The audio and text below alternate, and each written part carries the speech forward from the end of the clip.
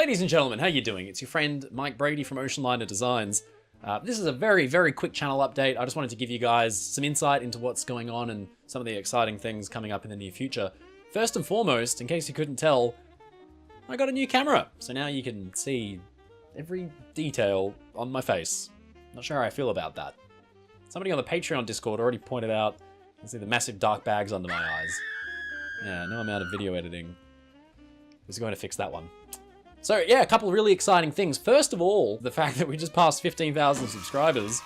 Can't believe it. I really appreciate all of you guys for subscribing to me. Welcome aboard. I hope you enjoy the channel and the content. I have a lot of fun making it. And it's just really, I guess, exciting to see a bunch of people coming along and watching me nerding out about ships. So I thank you, my family who have put up with me talking about ships my entire life. Also thank you, because now I talk to them less about ships, and so they can just get on with the rest of their lives, which is great.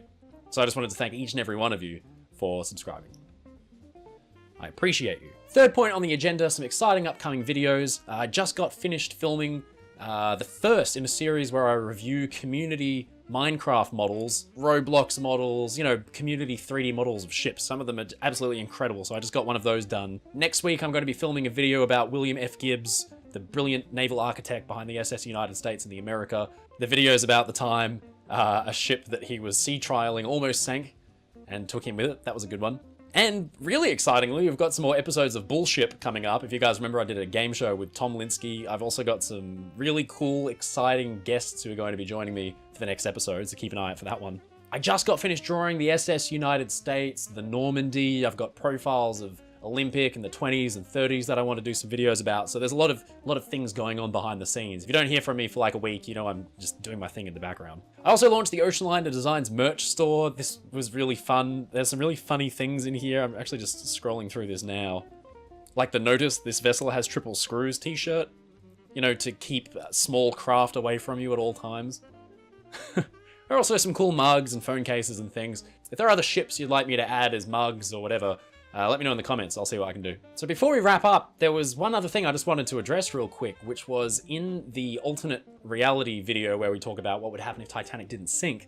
A lot of people were commenting, this is a great video, but wouldn't Britannic have been named Gigantic as White Star Line originally intended? I was going to make a whole separate video on this, but I thought we could just kind of address it in brief now. This is an interesting one because it sits somewhere between myth and reality. Mark Chirnside is this brilliant Olympic class historian, has spoken in the past about the fact that White Star Line had kind of been experimenting with the name Gigantic and thinking of using it as far back as the late 1800s. They didn't use it. I think it's maybe a little vulgar and obvious, you know what I mean? Olympic and Titanic speak to size in a very roundabout kind of way, and Gigantic is just like a real slap in the face. Like, this ship is gigantic, you know? What people miss about the name Britannic is that it conveys size and majesty in the sense that the British Empire at that time was huge. This was the empire on which the sun never set. And so by naming something Britannic, although it's not in the tradition of, you know, Olympic and Titanic, the mythological Titans or the Olympians, by naming a ship Britannic, you're conveying a sense of scale that is of the scale of the British Empire, which is its own level of gargantuan, which I think is what White Star was going for. There's the really interesting point that Mark Chirnside makes that the White Star Line order book from late 1911, pre-Titanic disaster, features the ship yard number 433 being named Britannic. So that's long before the Titanic disaster. So it seems to me they were going to pay tribute to their older Britannic. Hingley's, I think the anchor manufacturers, actually originally recorded the ship's name as Gigantic, then crossed it out and replaced it with Britannic. Whether or not this was before or after the Titanic disaster isn't known, but it seems to me that maybe the press got a sense of what Harland and Wolff was up to, put in a little conjecture on the name. Early press reports were going around saying the new ship was going to be 1,000 feet long. We know that wasn't true.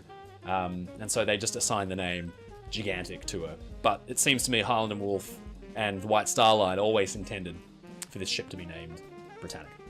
So that's what I have to say about that. Let me know what you think in the comments. Great. Okay, now I've got that out of the way. The last thing I was going to tell you guys about next week, I'm heading to Sydney with my friend Chelsea, who of course you'll remember from the recent Titanic Women video. We're going to Sydney and I'm going to be taking a day's sail in this.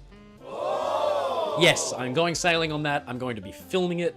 I'm super excited. We're going to the National Maritime Museum. I'm visiting like 4 or 5 different museum ships. I'm going to be filming it all on my new camera, putting it on the channel. I hope you guys are enjoying it. This is a lot of fun. I'm having a lot of fun making these videos, in case you couldn't tell.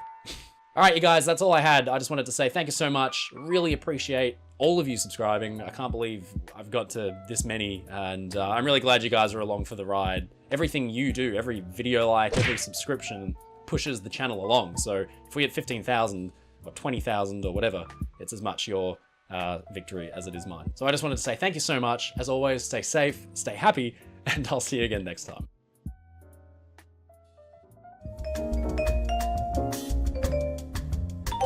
So having just finished drawing the ship, I thought I'd show you some of the interesting little design secrets that I learned while doing the drawing, because I drew the ship.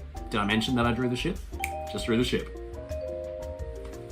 Fancy that. Hi, I'm Mike Brady, and you're watching Disney Channel. We need to do the... Oh. I was trying to do the Mickey ears, which no one ever gets right. And then to the cheesy. So there you have it. What else am I going to say?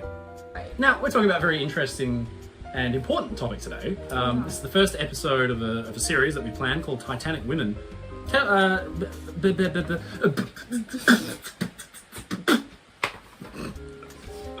See, we can do whatever we want. It's not live. Still, Nobody's watching. The pressure is. Nobody's watching this. As always, thank you so much for watching. Stay safe, stay happy, and I'll see you again next time.